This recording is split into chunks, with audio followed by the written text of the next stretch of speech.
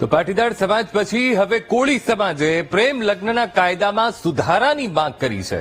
કોળી સમાજના આગેવાને લગ્ન નોંધણીમાં ફેરફારની પાટીદાર સમાજની માંગને સમર્થન આપ્યું છે. અખિલ ભારતીય કોળી સમાજ સમર્થનમાં આવ્યું છે અને આ સમાજના ઉપાધ્યક્ષ પ્રવીણ કોળીએ નિવેદન આપ્યું છે. પ્રવીણ કોળીએ પ્રેમ લગ્નના કાયદામાં સુધારાની પાટીદારોની જે માંગ છે એ માંગને વાજબી ગણાવી છે. કોળી સમાજ પણ લગ્ન નોંધણી કાયદામાં સુધારો ઈચ્છે છે તેવું પ્રવીણ કોળીએ જણાવ્યું. સાથે પણ કહ્યું કે સોશિયલ મીડિયામાં વિડીયો વાયરલ કરીને પાટીદાર સમાજને ટેકો પણ આપ્યો છે. તો હવે કોળી સમાજ પણ પાટીદાર સમાજની તરફેણમાં પ્રેમ લગ્નના કાયદામાં સુધારાની માંગ એક તરફ પાટીદાર સમાજે તો કરી જ છે, પણ સાથે સાથે હવે કોળી સમાજ પણ પ્રેમ લગ્નના કાયદામાં સુધારાની માંગ કરી રહ્યો છે.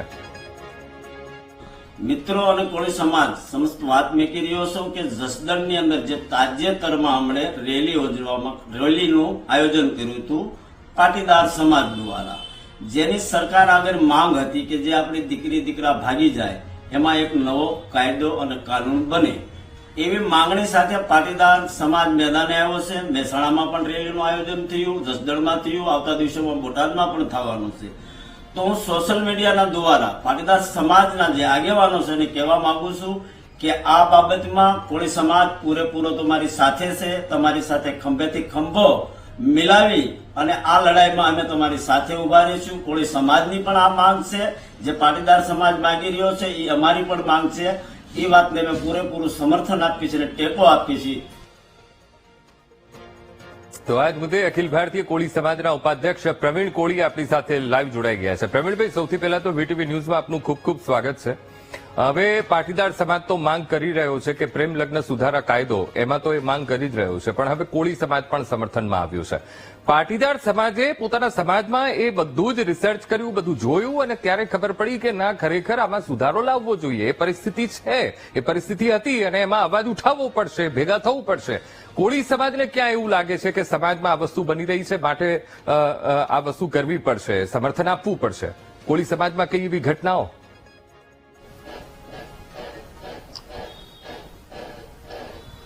પહેલા તો ઈટીવીના દર્શકોને સૌને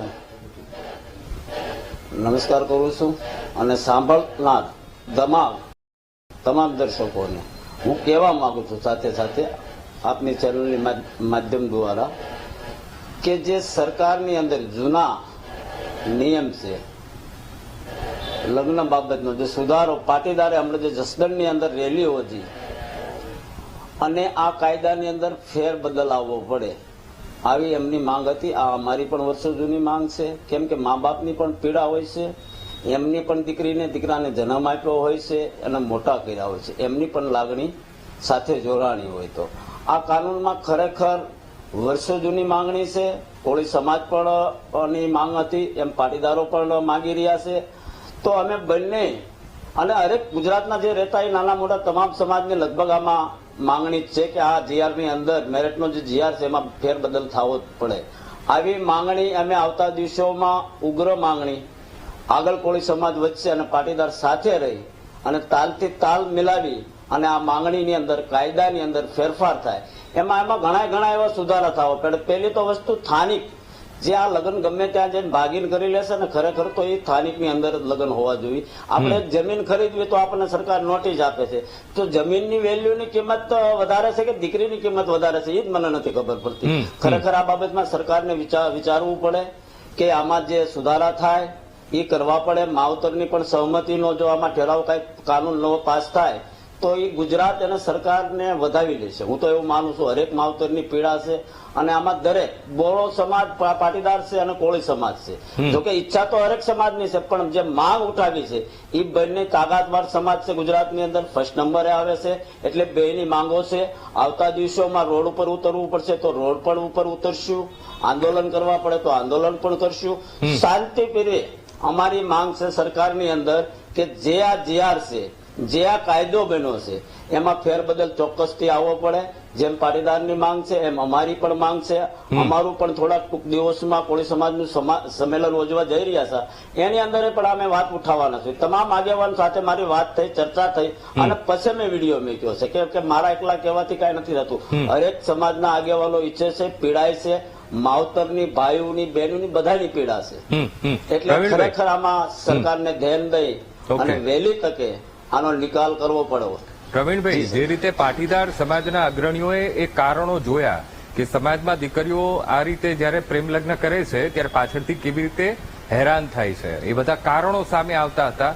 સમાજ સુધી આખી વાત એ પહોંચતી હતી અને એમાંથી કેવી રીતે ઉકેલ લાવો તેની તડજોડમાં હંમેશા સમાજે રહેતો હોય. સ્વાભાવિક છે, દીકરીનો પ્રશ્ન હોય એટલે ઉકેલવો જ પડે.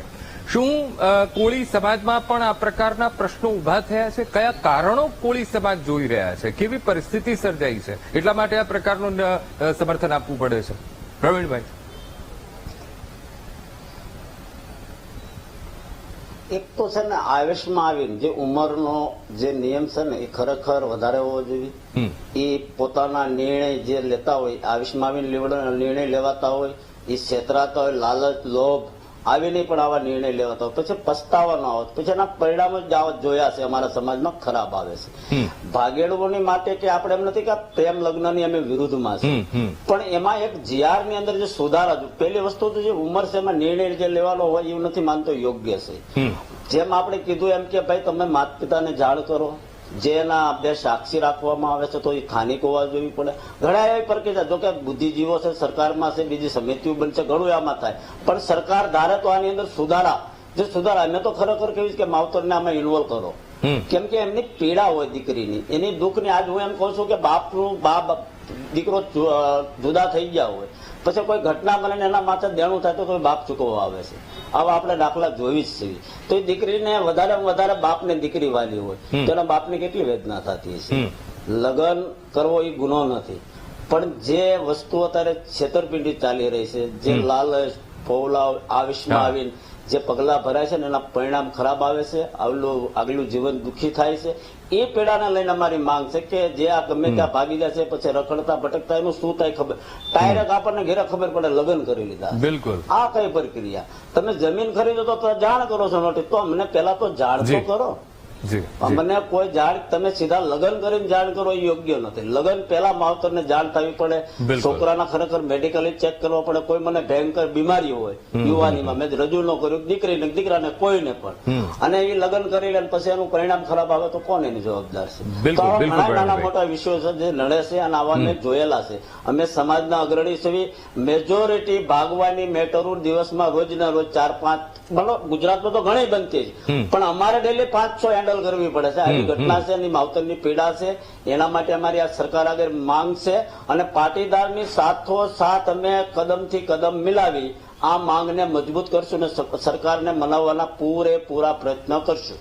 જી બિલકુલ. પ્રવીણભાઈ, આપ અમારી સાથે જોડાયા, ચર્ચા કરી, એ બદલ આપનો ખૂબ ખૂબ આભાર.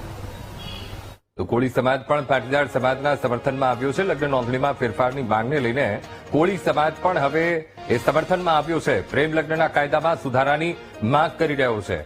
તો લગ્ન કરવો ગુનો નથી, પરંતુ યુવતીઓ સાથે છેતરપિંડી થાય છે, એ બધા પ્રશ્નો પણ જોવા મળે છે સમાજમાં, અને એના માટે જ સમાજે હવે આગળ આવવું પડશે. યુવતીઓને લગ્ન કરવાની લાલચ આપીને છેતરવામાં આવે છે તે વાતનો પણ પ્રવીણ કોળીએ સ્વીકાર કર્યો. સાથે પણ કહ્યું પાટીદાર સમાજની માંગ છે એ અમારી માંગ છે. અમે સમાજના અગ્રણી છીએ, અમારે આ મુદ્દો ઉઠાવવો જરૂરી છે ને એટલા માટે આ મુદ્દા ઉપર આગળ વધી રહ્યા છીએ. સાથે પણ કહ્યું કે લગ્ન પ્રેમ લગ્નની વિરોધમાં નથી, પરંતુ યુવતીઓ સાથે જે છેતરપિંડી થાય છે એ ઘટનાને અમે વખોડીએ છીએ.